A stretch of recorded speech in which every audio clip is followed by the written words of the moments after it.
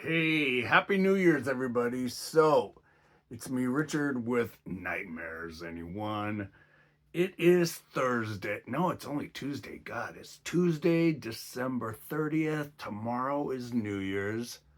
Uh, so, um, well, I'm gonna make you watch the intro, but I'm gonna be doing a review on 3 books that I've read over the last. Kitty's crying at the door. Sorry, Butters. God, I'm the worst dad, aren't I? It's a bitch. But yeah, I'm gonna be doing a review on 3 books. One's a classic, one's almost 50 years old, and 2 are new ones. Come right back after the intro. Hey everybody. Yeah, there's something outside. Oh my god, no.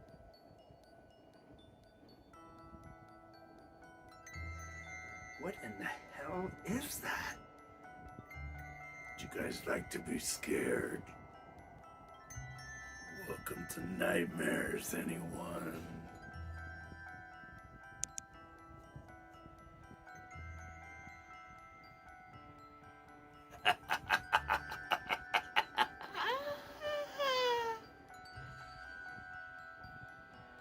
Let's get scared.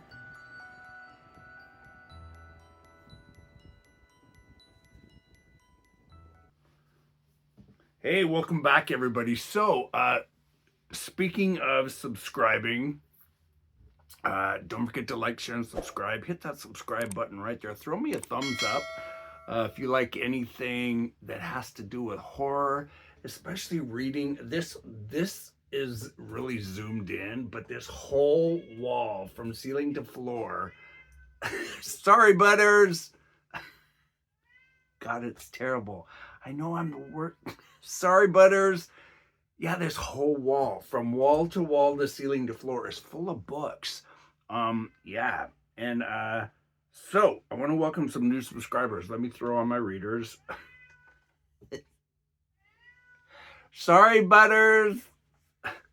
So let's welcome Ruben Coronado, Musicians Reveal Project, Monia, Shelly Jacks, Jake Mannix, Robbie Fox, and Steve Alex. So welcome to the channel, everybody. Yeah, on one side I've got my new subscribers, and on the other side I've got some movies I want to stream. I want to stream the old 70s classic Let's Scare Jessica to Death, and I want to see Steven Spielberg's very first directed movie, Something Evil. I've never seen it. Yeah. So, the book that I'm going to be doing first is nearly 50 years old. Now, if you've never read John Farris's The Fury, you really need to read it. Yeah, this is my original copy from when, oh my God, I was like 14 when this came out. Yeah, I think I was like 14. Yeah, it came out in oh my God, June of 1977. And this is the first paperback version. Wow. God. Wow. So, says sexy, violent, sadistic, psychic. Yeah. The Sentinel, the Exorcist, the Other, nothing has prepared you for the Fury. So it says on the back, twins of terror. As far as the world could see, they had nothing in common until, from their secret depths, the hellish truth about them and their power began to surface. The Fury. Nothing has prepared you for it. Nothing can protect you from it. Soon to be a major film from Frankie LeBlanc's presentation. Yeah. So, little did a lot of you know, this book spawned 3 sequels. The Fury and the Terror, huge book, big, big, big, fat book. The Fury and the Power. These might be in wrong order. And then the third sequel, Avenging Fury. I have not read any of these sequels. Yeah, I know. Maybe I should. But I'm going to read. So, if you guys have ever seen the movie, and who hasn't seen Brian DePalma's 1978 film, The Fury, starring Andrew Stevens and Amy Irving, and wow, it's just Carrie Snodgrass and Kirk Douglas. Kirk Douglas played Robin Sansa's dad. The movie was the next big hit after Brian De Palma had done Carrie, Stephen King's breakout novel, Carrie White. We all know that story too. And the film was shocking. The film had some pretty cool and graphic scenes of death and murder. Yeah, just pure torture, murder. Some of the greatest. Meow! But I'm going to read to you what I wrote on my Goodreads account, and then I'm going to talk about what I wrote. Let me open that. Let me see. I've been listening to a lot of books. I've listened to a lot of books. So here's my review on The Fury. Now, here is the cover of the, this is the artwork for the movie. How can I do this? Let me see. Let me see if I can enlarge this. Yeah, so here's what I wrote.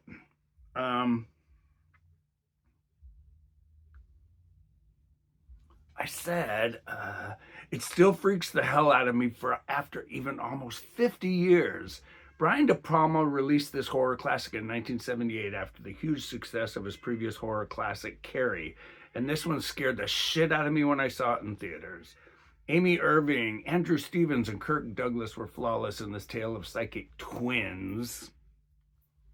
Two 14-year-old kids who were born on the same day at the same exact time, and both happened to be psychics and have psychic terrors. They were psychic terrors. One could bleed, and one could control with their mind.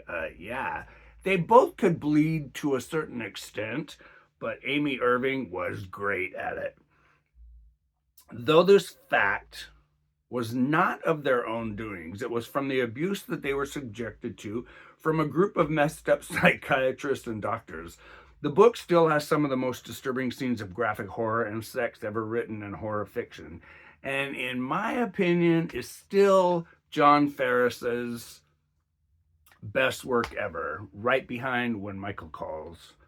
Though the book had 3 sequels, neither I have heard were as good as the first one. Now, as I told you, I haven't read any of the 3 sequels. I know I should. I really should. Peter Sansa is told that his kidnapped son, Robin, is dead, and he knows that this is not correct, and he must find him. In the meantime, 14-year-old Jillian Belliver, daughter of rich New York parents, is being held against her will at the Paragon Institute because she is told they are studying her for her ability to bleed complete strangers when she gets angry. What the hell? As the story unfolds, you are drawn into a world that we had not really experienced then in the 70s, or still have not to this day. We've experienced tales of psychics and other stuff like that, but not in the way that these 2 twin teenagers were. They were. It was just a different book for its time. This is a horror classic, and if you have ever saw and loved the De Palma film, you must read the book that it was based on. Get ready for a story that is similar but very disturbing and very, very, very different from the film. Highly recommended, but warning, it has scenes of extreme sexual rape of a 14-year-old boy. Almost, well, not almost, but there is pedophilia to the max in this book. See, Robin has the sex organ that is almost 10 inches, and he is extremely sexually active. So go into this book with an open mind. 4.5 stars, way up. Butters, stop. Sorry, you guys. He's like, no, I don't want to shut up. So yeah, back to the book. The book is so messed up. And the fact that these people in this story are so, Butters is screaming out there, and it drives Bruce nuts when I do these reviews in here. So in the book The Fury, these people at this Paragon Institute, they use Jillian in a way that it's almost cruel, in the fact that her parents are extremely wealthy, but her parents really don't care about her. And this group of these messed up, I don't want to call them spies, but they're almost government. Would I call them psychiatrists, or would I just call them bad men that have got Robin Sansa? They use Robin Sansa for, they think they're going to be able to extract his powers and figure out how he does this. But the sex scenes in this book between this young 14-year-old boy, and he is very young, 14 years old, he's very mature sexually, but mentally he's just a typical kid. And what this female doctor does to him in a sick romantic relationship for her satisfaction is very disturbing. So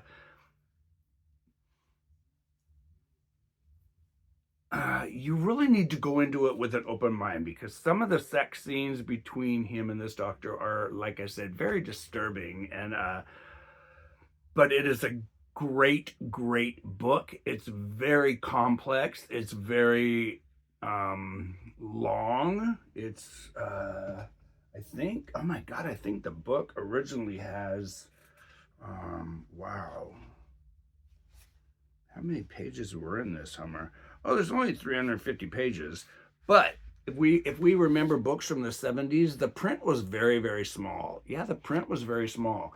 But the book is a classic. The book is once you start it, you're either going to get into it or you're not going to like it.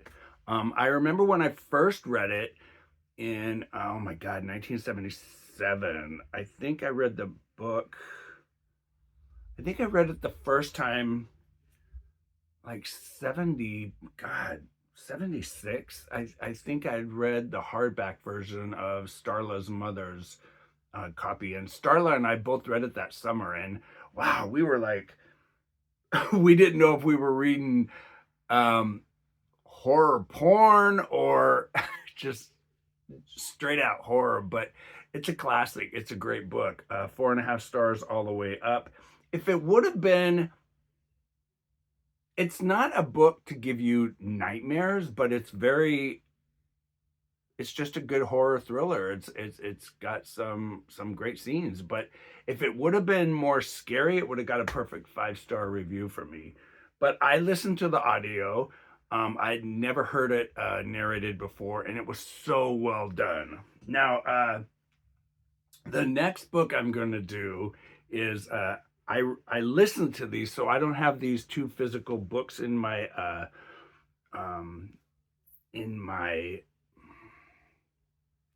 collection or my library. I don't know why I'm so tongue-tied today. But the next one is going to be this came out May 6th of 2025. It has 432 pages, and this is by Corinne Lee Clark and David Demchuk. This is, oh my God, this book was so fucking good. This is The Butcher's Daughter. The hitherto untold story of Mrs. Lovett. Yeah, that Mrs. Lovett from Sweeney Todd, the barber of the Demon Street, the Demon Barber of Fleet Street, or whatever the fuck that name was. So, oh my God. First off, the cover artwork on this book is incredible. So there we see the butcher's daughter, Mrs. Lovett, as a young teenager. She's holding a pie with a human finger bone in it. Now, having just come back from London late this summer, we Butters, we went on a walking tour of Jack the Ripper, and while we were on this tour, our tour guide did talk about the Demon Barber of Fleet Street, and it was just so cool. But here's what I wrote. I loved this book. So I wrote, this was near perfection in my opinion. Now learn the rest of the story. Going into this audiobook was an iffy subject if I wanted to even listen to it or not after just visiting the UK for the first time. I am so glad Bruce told me to listen to it. Bruce had listened to it right before I started listening to it, and he loved it. He was like, Richard, you really need to listen to this. I really think you'll like it. And oh my God, I'm so glad I did, because I loved this book. This is near perfection, and it would have been if there were not like 25%, about 20% of the book, or roughly 25% of the over 400 pages in the middle that really slowed things down. And that was when I almost DNF'd it. Yes, I almost DNF'd it, because they go into this whole scene in this hospital thing that I just thought was stupid. It just kind of like took me out of the intrigue and the horror of what I had started reading about, and then it just kind of dragged, and I thought, do I want to finish this or not? But I'm so glad I didn't DNF it. A reporter receives a letter from someone that she thinks is Mrs. Lovett, the famous killing partner of the recently discovered Sweeney Todd, and something gets her so intrigued that she just has to do more investigation, and she is the one who is going to do it. What follows has got to be one of the most cleverly executed, no pun intended there, horror crime thrillers, and one that needs not to be missed.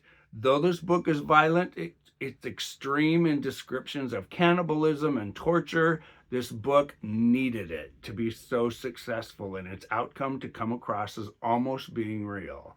Warning, extremely gruesome, but needed here. We all know the story. Yes, we do know the story. And the gruesomeness and the extreme horror needed to be in this story to be as effective as it was. Gruesome murder scenes, violent death of a 3-year-old boy involving a carriage accident, and torture. But with all that, I highly and bloodily recommend this, quote, other side of Demon of Fleet Street story. 4.5 bloody straight razor blades. I fucking love this book. I loved this book. I have ordered it. It's supposed to be here sometime this week, because I do want the physical copy so I can physically hold it in my hand and read it. So yeah, 4.5 bloody straight razor blades all the way up. So the next one I'm going to review, I just finished today, and oh my God, this book was another great read. So this is 2025's Bad Creek by Peyton June. Yeah, Peyton June. Now, this is Peyton June's debut novel. Now, this came out in, let me see, June 3rd of 2025. And oh my God, let me see, how many pages did this book have? Let's see. It doesn't say how many pages it is. First published June 17th, 2025. But that cover artwork is incredible. Yeah, great cover artwork.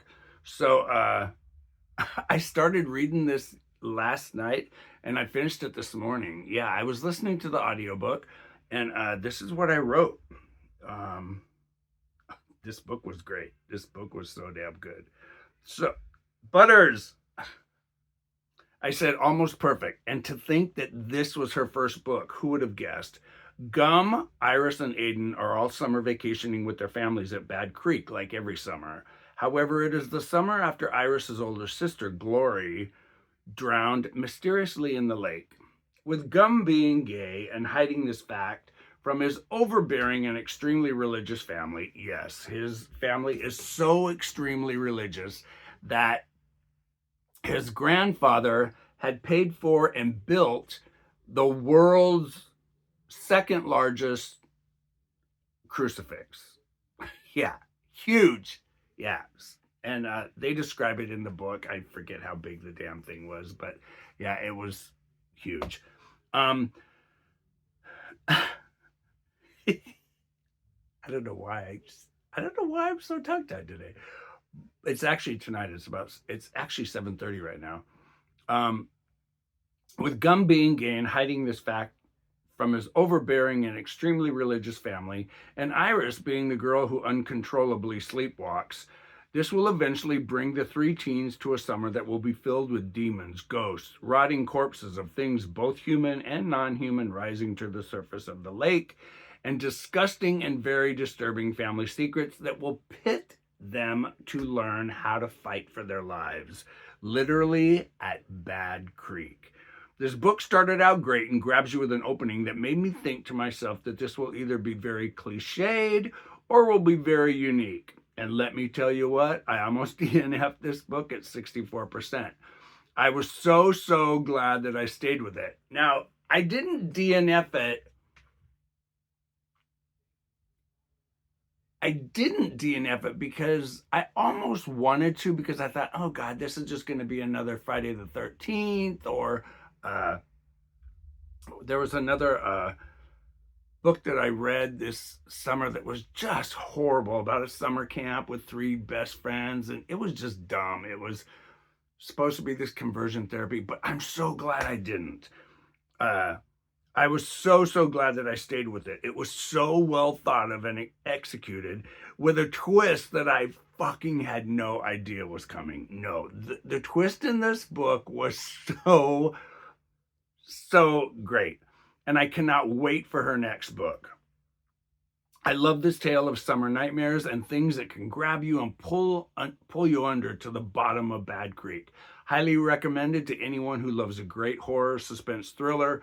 4.5 screams. Now, like I said, the reason I didn't give that five stars was that I almost DNF'd it. But take Thomas Tryon's classic Harvest Home. The tale of those creepy small towns that the people in the town are keeping secrets, but what lies in the town of Bad Creek is so bad that these teenagers just... I loved Gum, and I didn't love Gum just the fact that he was gay. This kid was his family is just so disturbing, and he's that rich kid, whereas Iris, losing her sister Glory the summer before was such a tragic story that you have to find out what happened. And Aiden is just the third tip of this triangle that brings these three teenagers together in a way that it's a great coming of age story. But if you were to take the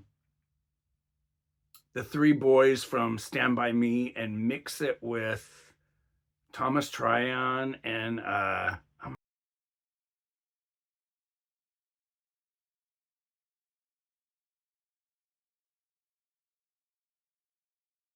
my God, I could think of so many stories to compare this to, but this author, I don't know where she came from. I don't know how old she is, but when I saw this cover art, I immediately put it on the request list through my Libby account, and it came available in like 2 days. And I started it last night about 8 o'clock, and oh my God, I listened. I spent less than 5.5, 6 hours listening to it, but oh my God, if you can get a copy or if you can check it out through your local Libby app, you've got to read this book. It's so well narrated, and it's a great book. I loved it. So I have rambled long enough, you guys. I just want to wish you all a happy new year. Stay scared. Pick up a great scary book. And so many of us in the horror community and the YouTube community, we lost a dear friend on the 22nd. We all lost Adam the Woo. It was a shock. It was a shock that day when I saw that he had passed away. And Cat is just crying. But Adam the Woo, when we were in Florida a year ago, October, like I said, I was waiting for Bruce and his cousins to get out of the restroom so we could go into another haunted house. And he recognized me. He was walking by with a friend or a couple friends, and he said, "Hey, that's Richard from Nightmares Anyone." And it was dark in the park. It was like 10 o'clock at night. And I recognized his voice and his beard. And I was like, whoa, Adam the Woo. And yeah, I wish I would have taken the time now to stop and meet the man. But he was running. He was in a hurry to go to a haunted house, I'm sure. But yeah, it was sad. So rest in peace, Adam the Woo. I know you're up there. You know, he's one of those bright neon fireworks above Celebration, Florida. So you guys, I also wanted to share with you, I don't know if I showed you guys this or not in my last video, but look what I got in the mail. The novelization of Silent Night, Deadly Night. Yeah. This is the basis, or this is based on the original 1980s movie. I'm really looking forward to reading this. And yeah, the print is huge. So you guys take care of yourselves. As always, stay scared. Have a good nightmare, you guys. I'm Richard with Nightmares Anyone. Hey, have a great New Year's. I'll see you in the next video. Take care, you guys. Bye. I'm coming, Butters.